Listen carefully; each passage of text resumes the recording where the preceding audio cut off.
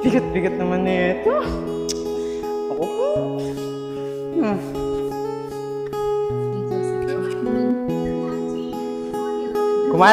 Kumare men, ito na oh. Oy, kumare! Ipasok mo na. Sige kumare. Ikabit mo na din. Sige po. Yan lang, diretso ka lang. Oy, kumare, maraming salamat Kumare, wala yun. Okay na yung tangke mo. Nakabit ka na ng ayos. Dagdag mo nga pala ito pambiling gatas ng anak mo. Kumare, maraming salamat dito ha.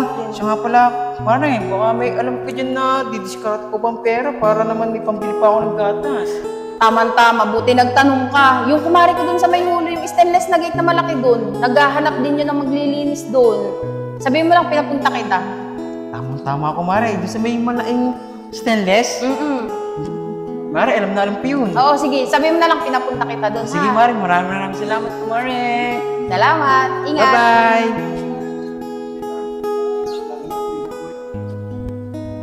Ay, siguro, ito na yun. Ito yung malaking stainless na gate. Yun, doorbell.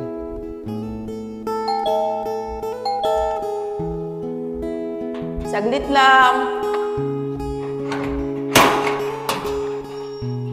Sino pong anak nila? Ay, madam, magandang araw po. Ako po yung pinapunta ni Kumaring Mean. Sabi po niya, papalinis po daw ng bahay dito. Tamang-tama, magpapalinis ako ng bahay. Tara, pasok ka. Sige po, madam. Tamang-tama, magpapalinis ako sa'yo. Tara.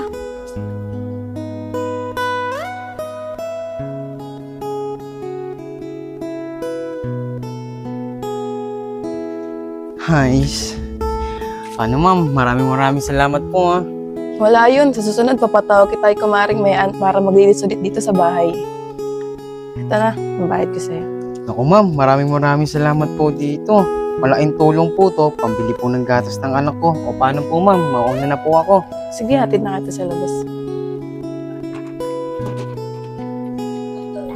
Naku po ma'am, maraming salamat po talaga ha.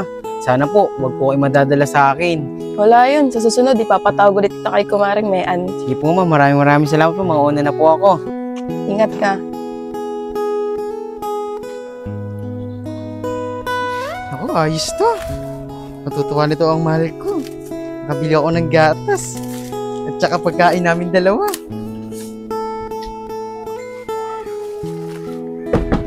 Mahal! Mahal! Uy, mahal! Mahal, nakabili na ako ng gatas at saka groceries natin dalawa. Uy, buti mahal. Nakabili ka na ng gatas si baby. Siya nga pala mahal. Kung alam mo na yung tinrabaho ko kanina. Ako. Oh, kamusta na si baby? Eto mahal, buti, nakatulog na siya. At pinadede ko na din siya. At buti na lang, pinautang ako ni Aling Melinda ng gatas niya. Ang ganun ba mahal?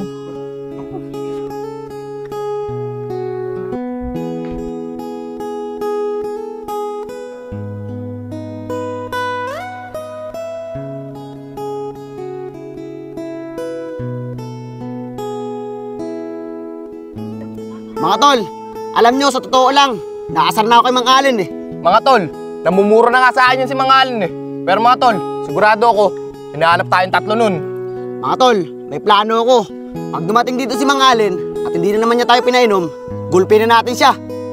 Sige pare nga pong, sanayon ako dyan sa plano mo. Mukhang maganda yung binabalak mo eh. Uy mga bata, kanina ko pa kayo hinahanap ah. Nandito lang pala kayo.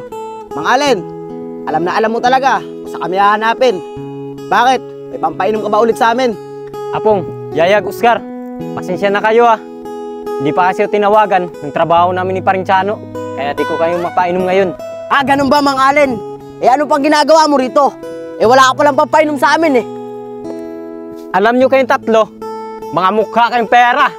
Wala akong ipapainom sa inyo, ginaganito nyo na ako.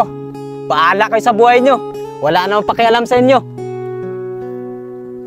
Oscar, unahan mo na. Sige pre! Yayag, Apong, bilisan nyo na, balatan nyo na! Sige pre, puruan nyo. Ayos to. Matutuwa na naman ang anak ko sa akin. Dahil hindi niya alam, uuwi ako ngayon. Tsaka, bibigyan ko ulit siya ng pera oh. Grado ko, tuwan-tuwa sa akin yun. Pero teka, Si Allen yun na. Bakit siya ginugulpi ng 3? Mang Allen, sa susunod, huwag mo na kami yayain pag wala kang pang-inom ha. Hoy! Ang ginagawa nyo? Andiyan yung tatay bakla. Allen, tayo! Tiga! Allen, tariga! Tayo! Tara! Siya mo! Buka mo na dito!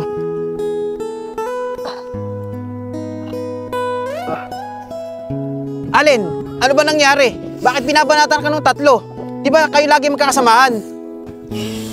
Solid. Pinabanatan ako ng 3. Hindi ko kasi sila napainom. Ito nga sabi ng anak mo, na pinipirahan na nila ako.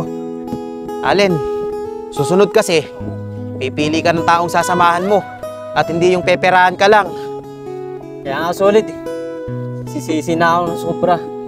Pero Solid, gusto kong humingi ng sorry sa anak ko, sa anak mo. At babawi ako sa kanila.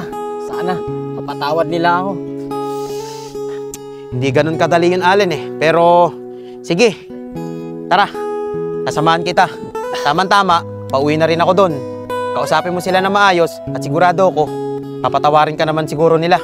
O paano, tara na, kaya mo maglakad? Oo Solid, kaya ko. Tara. Sige, tara. Pasa ka pati. Oo. Solid, maraming salamat talaga sa iyo ah. Mabuti, dumating ka eh. Kung di ka dumating, paano pang nangyari sa akin? Pinugbog ako ng 3 pasaway na yun. Allen, wala yun. Basta sa susunod, pipili ka ng mabuting kaibigan. Huwag yung ganun mga mukhang pera. Kasi, sabi sa akin ng anak ko, mukhang pera daw yung 3 yun.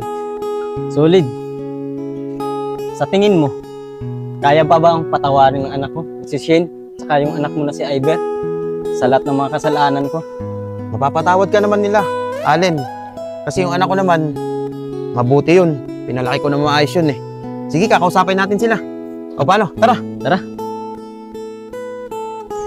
Allen, tara. Allen, pag nasa bahay na tayo, ako nang balang kumausap sa mga bata. Ngayon, kung anong sabihin nila sa'yo, huwag ka na lang umimik ha. Sige Solid, ikaw mo nang bahala sa kanilang dalawa. Pero sana naman, mapatawad nila ako sa mga nagawa ko. Pangakong Solid, magbabago na ako. Sige, Allen. Ako bahala. Tara. Tara. Allen na. Basta, ako na lang muna kakausap sa kanila. Sige Solid, ikaw nang bahala sa kanila. Sige, sige. Mahal, tulog na tulog na si baby. Mabuti naman, mahal. Matulog na si baby. Tingnan niyo ako, mahal. Ang cute ni baby, no?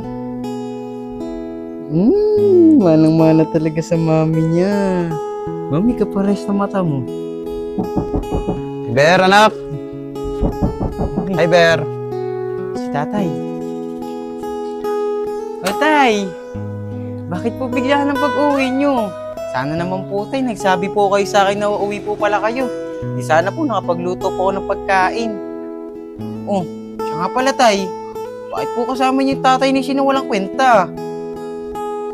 Anak, pwede bang dyan na lang natin muna pag-usapan sa loob? May sasabihin ako sa inyo importante tungkol dito sa tatay ni Shane, kay Allen. Sige po, tay. Pasok po kayo. May tiwala naman po ako sa inyo, tay, na hindi po sasaktan ni Mang Allen. Ito po mag-ina ko dahil po kasama po kayo. Tara po, tay. Tara rin. O, paano, mahal? Pasok ko muna yan si baby. Total, tulog na naman yan. Sige mahal, pasok ko muna sa kwarto. Mahal, labas ka kagad ah. Mukhang may importante sasabihin si tatay. Sige po, tay. Pupo kayo.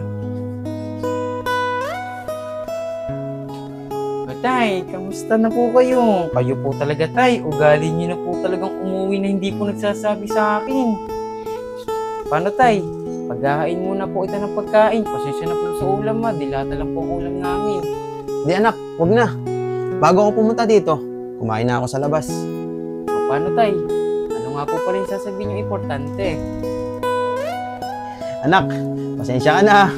Alam mo naman si tatay, bumibigla talaga ng uwi. Mga anak, siya nga pala.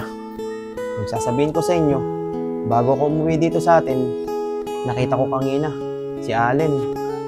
Ginugulpi, yung 3 magbabarkada, ni Naapong. Mga anak, kinausap niya ako eh. Ang sabi niya sa akin, sana daw mapatawad nyo na siya sa mga kasalanan niya sa iyo. Kaya sana naman anak, patawarin nyo na siya.